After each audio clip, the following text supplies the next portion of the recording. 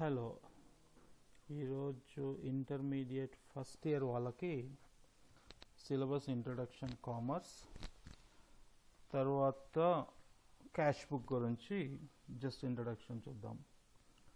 వీళ్ళకున్న సిలబస్ ఏంటంటే ఇంట్రడక్షన్ పార్ట్లో meaning of book keeping objectives and advantages, and what is the meaning of accountancy definition, uses of accounting and accounting concepts, accounting conventions, accounting terminology. So చాలా మంది Telugu medium పిల్లలు ఈ accounting terminology పైన మీరు చాలా focus చేయాలి. Then next వచ్చేసి double entry system. So దాన్ని theory of double entry accounting system అంటాము. ఈ డబుల్ ఎంట్రీ ఆఫ్ అకౌంటింగ్ సిస్టంలో మీరు classification of accounts, advantages of double entry system అన్నది నేర్చుకుంటారు. క్లాసిఫికేషన్ ఆఫ్ అకౌంట్స్ వచ్చినప్పుడు అది పర్సనలా, రియలా, లేకపోతే నామినల్ అకౌంట్స్ అని చెప్పి మీరు క్లాసిఫికేషన్ చేయాలి. అది చేస్తేనే మీకు దాన్ని బట్టి మీరు డెబిట్, క్రెడిట్ ఎంట్రీస్ అనేది మీరు రాయగలుగుతారు. డబుల్ ఎంట్రీ అంటే ఏంటి? Left hand and right hand అని గుర్తుపెట్టుకోండి. మీరు సింపుల్గా గ్రేడ్ 10th వరకు మీరు లెక్కలు చేసినప్పుడు మ్యాథమెటిక్స్లో hence LHS is equals to RHS అని రాస్తారు. అంటే left hand side is equals to right hand side. So double entry accounting సిస్టంలో కూడా అదే ఫార్ములా యూజ్ అవుతుంది. దెన్ నెక్స్ట్ వచ్చేసి the journal.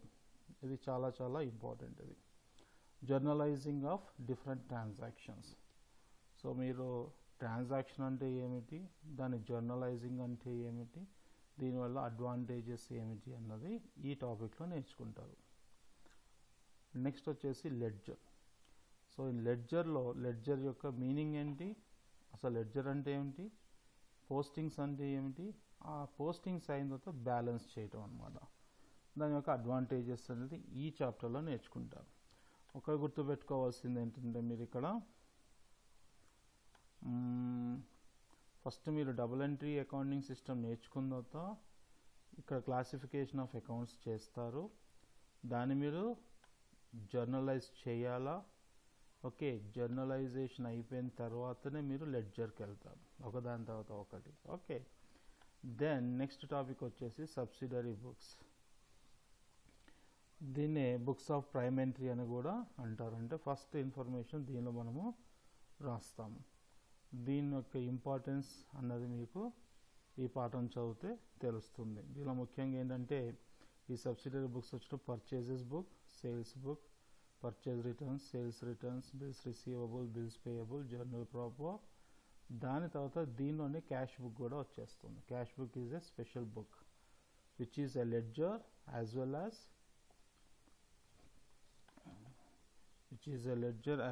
A cash book. which is a ledger as well as subsidiary book. ఈ cash book అన్నది ledger and subsidiary book కింద తీసుకుంటాం. మీరు క్యాష్ బుక్లో వచ్చిన తర్వాత క్యాష్ బుక్లో నేర్చుకోవాల్సింది మీరు మీనింగ్ ఆఫ్ క్యాష్ బుక్, తర్వాత కైండ్స్ ఆఫ్ క్యాష్ బుక్. అది చాలా ఇంపార్టెంట్. దానిలో సింపుల్ క్యాష్ బుక్, దాన్ని 1 column క్యాష్ బుక్ అంటారు. Cash book with cash and discount columns. దాని తర్వాత cash book with bank and discount columns. అది 2 column and 3 column cash book. Cash book అయిపోయిన తర్వాత వచ్చేది bank reconciliation statement. Bank reconciliation statement ఎందుకు చేస్తాం, నేను జస్ట్ ఇంట్రడక్షన్ ఇస్తున్నాను. ఎందుకంటే ఇక్కడ చూస్తే క్యాష్ బుక్లో cash book with bank, cash and bank.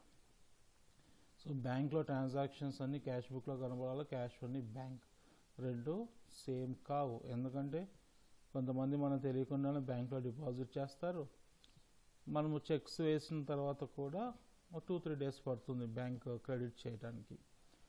అంత మధ్యలో మనకి అసలు మన బ్యాంక్లో ఉన్న అమౌంట్, మన దగ్గర ఉన్న అమౌంట్ సరిగ్గా ఉందా లేదా, ఏమన్నా తప్పులు చేశామా అని తెలుసుకోవడానికి బ్యాంక్ రికన్సిలేషన్ స్టేట్మెంట్ అని చేస్తాం. ఇది ఒక స్టేట్మెంట్ మాత్రమే. ఓకే, దెన్ లెడ్జర్ బుక్ తర్వాత క్యాష్ బుక్ అయిపోయిన తర్వాత వాటిని టోటల్స్ తోటి ట్రయల్ బ్యాలెన్స్ అన్నది తయారు చేయాలి. ఇది స్టెప్ బై స్టెప్. ఓకే, ఒకసారి మీ ట్రయల్ బ్యాలెన్స్ తయారు చేసిన తర్వాత ఇక్కడ డెబిట్, క్రెడిట్ అన్నది రెండు ఈక్వల్ అవ్వాలి. అప్పుడు మీరు ఫైనల్ అకౌంట్స్ చేస్తారు. ఫైనల్ అకౌంట్స్లో మీరు చేసేది ఏంటంటే trading account and profit and loss account, balance sheet, ఈ 3 తయారు చేయాలి. ట్రేడింగ్ అకౌంట్లో గ్రాస్ ప్రాఫిట్ని క్యాలిక్యులేట్ చేస్తారు, ప్రాఫిట్ అండ్ లాస్ అకౌంట్లో నెట్ ప్రాఫిట్ని క్యాలిక్యులేట్ చేస్తారు, బ్యాలెన్స్ షీట్లో ఆ బిజినెస్ యొక్క వర్త్ ఏంటన్నది కనుక్కుంటాం అన్నమాట. ఈ ఫైనల్ అకౌంట్స్లో బ్యాలెన్స్ షీట్ వచ్చేసి nothing but replica of accounting equation. ఇది సింపుల్గా మీకు ఇచ్చినటువంటి topics for intermediate first year. So cash book అంటే ఏంటి? చాలా సింపుల్ అండి. క్యాష్ బుక్ అంటే మనం ఒకసారి ఇక్కడ క్యాష్ బుక్ వెళ్ళి చూద్దాం. So cash book page number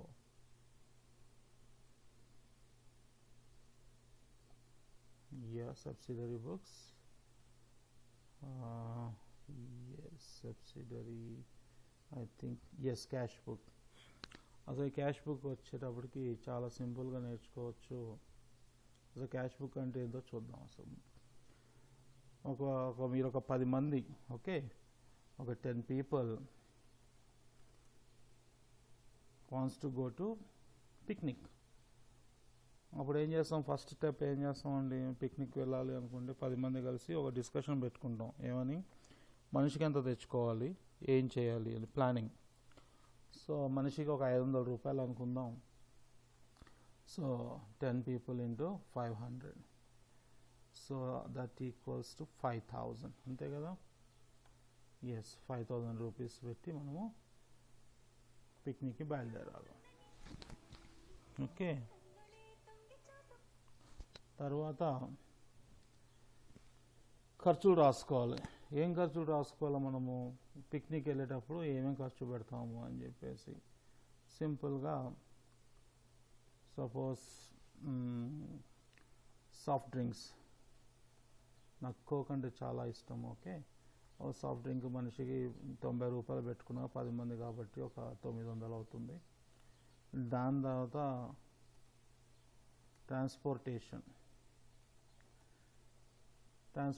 మనిషికి 100 రూపాయలు అనుకుందాము. సో అదొక 1000 రూపాయలు అవుతుంది. దాని తర్వాత ఫుడ్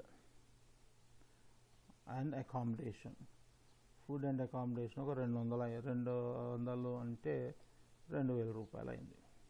ఓకే, సో మనము రిటర్న్ ఇంటికి వచ్చేటప్పుడు మన దగ్గర ఏదో మిస్లీనియస్ ఖర్చులు అంటారు, అంటే చిల్లర మల్లర ఖర్చులు అంటాం కదా, ఆ మిస్లీనియస్ ఖర్చులు ఒక 100 రూపాయలు అయింది అనుకుంటాం. వాటిని అకౌంట్లో రాసుకుంటాం.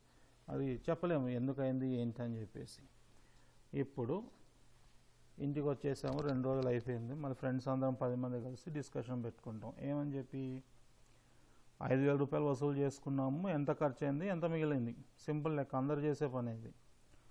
సో 5000 రూపాయలు తెచ్చుకున్నాం బాబు, ఎంత ఖర్చు అయిందంటే ఏం చేస్తాం? ఖర్చులన్నీ కూడాలి, యాడ్ చేయాలి.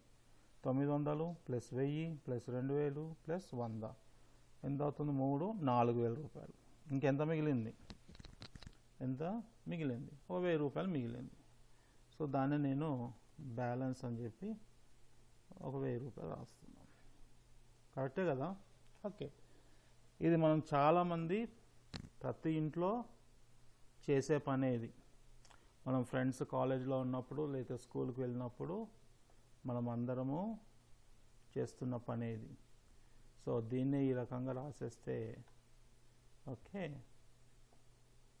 హెడ్డింగ్ నేను దీనికి క్యాష్ బుక్ అని పెట్టేస్తాను. దీన్ని సింపుల్ క్యాష్ బుక్ అంటారు. దీనిలో మనకు అర్థం కాకపోవడానికి ఏముందండి? మనందరం చేసేదే కదా క్యాష్ బుక్ ఇది. సో దీనికి అకౌంటింగ్ టర్మినాలజీలో కాస్త డెకరేషన్ ఇవ్వడానికి ఇటువైపు మనం ఏమనాలి? డెబిట్ అంటాము, ఇటువైపు క్రెడిట్ అంటాం. సింపుల్ కదా? వీరికి టోటల్స్ చేయాలి. మరి టోటల్స్ చేయకపోతే కష్టం కదా. సో ఇక్కడ టోటల్ వచ్చేసి మన 5000, ఇక్కడ కూడా టోటల్ మనకి 5000 వస్తుంది. మనం 5000 తీసుకున్నాం కాబట్టి ఈ బ్యాలెన్స్ మనం ఇక్కడ as per rules balance carry down అని రాసేసేసుకొని దాన్ని ఇక్కడ తీసుకొచ్చి బ్యాలెన్స్ బ్రాడ్ డౌన్ అని రాస్తాను.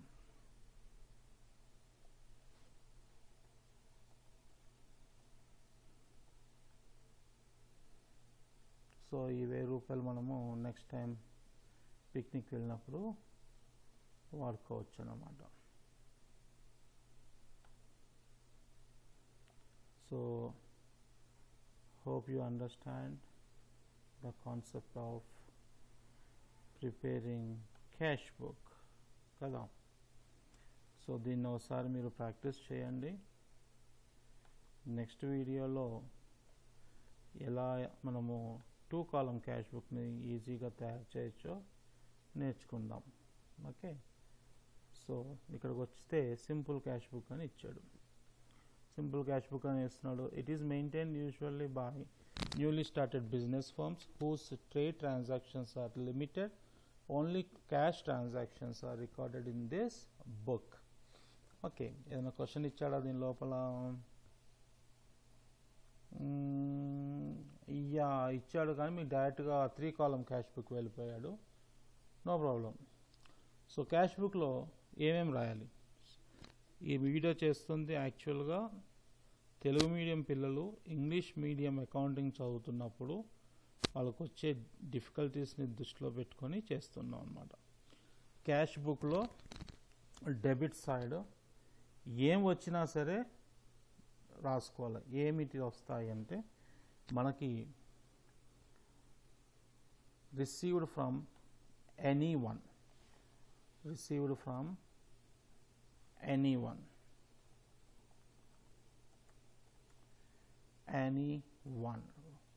anyone ఎందుకు మెన్షన్ చేశానంటే it may be customers, okay, it may be from bank loans తీసుకుంటాం కదా, it may be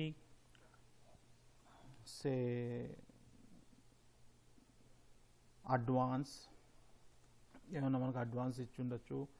It may be from sales, only cash sales, okay. మనకు వచ్చే amount may be for future purpose కూడా మనకు వస్తుంది. అంటే సేల్స్కి అడ్వాన్స్ సేల్స్ అమౌంట్ కడతాడు, అది ఫ్యూచర్ పర్పస్ అది. ఓకే, మనకు వచ్చిందే రాసుకోవాలి. The amount which we received, that only we have to record in cash book. Please do remember which we received. Okay, దాని తర్వాత క్రెడిట్ సైడ్ ఏం రాయాలి? Credit side all the payments whatever we pay. Okay, ఇక్కడ రిసీప్ట్స్లో ఇంకోటి చెప్పాల్సింది ఏంటంటే sale of fixed assets. ఒకవేళ ఫిక్స్డ్ అసెట్స్ అమ్మినా మనకి ఏమైనా డబ్బులు వచ్చినా కానీ క్యాష్ బుక్లో డెబిట్ సైడ్ రాసుకోవాలి. ఈ రూల్ చేంజ్ కాదు.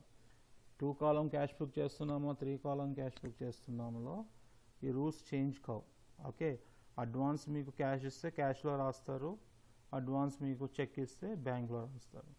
సేల్స్ ఎవరైనా మీకు క్యాష్ ఇస్తే క్యాష్లో రాస్తాము, బ్యాంక్ చెక్ ఇస్తే బ్యాంక్లో రాస్తాం, అంతే. అదే ఇప్పుడు మనం క్రెడిట్ సైడ్కి వస్తే ఏమేమి రాయాలి? ఆల్ పేమెంట్స్ ఏం పే చేస్తాం? ఏ పేమెంట్ చేసినా సరే క్యాష్ మనం రాయాల్సిందే. ఇప్పుడు లోన్ రీపేమెంట్ చేస్తాం, రాయవలసిందే. పర్చేజ్ చేస్తాం, ఏమన్నా పర్చేజ్ చేస్తాం, అసెట్స్ పర్చేజ్ చేస్తున్నాం, గూడ్స్ పర్చేజ్ చేస్తున్నాం, క్యాష్ పోతుంది అంటే cash coming debit side, cash going out side.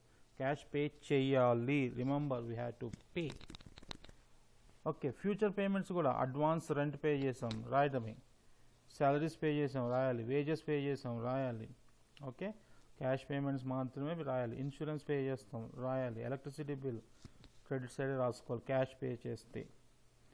Okay, so any expenditure which we are spending on behalf of the firm we have to record credit side. దాని తర్వాత debit and క్రెడిట్ని total చేసుకొని సపరేట్గా రాసుకొని, and always remember cash book, simple cash book చేసేటప్పుడు by mistakenly కూడా మీకు credit balance రాకూడదు. అంటే ఇక బ్యాలెన్స్ బ్రాడ్ డౌన్ వచ్చింది కదా మనకి, ఇది డెబిట్ సైడే ఉండాలి, క్రెడిట్ సైడ్ రాకూడదు. రీజన్ ఏంటి? సింపుల్ రీజన్, జేబులో 100 రూపాయలు ఉంటే 100నే ఖర్చు పెడతాం, 110 ఖర్చు పెట్టాం కదా. అంటే 10 రూపాయలు అప్పు తీసుకొచ్చినట్టు రాయాలి అంటే again you have to write debit side, that loan received from so and so, then you have to equal. So cash book shows always a debit balance or zero balance in the case of cash columns. Okay, hope you understand this video. If you have any doubts, please comment in my comment box. Thank you very much.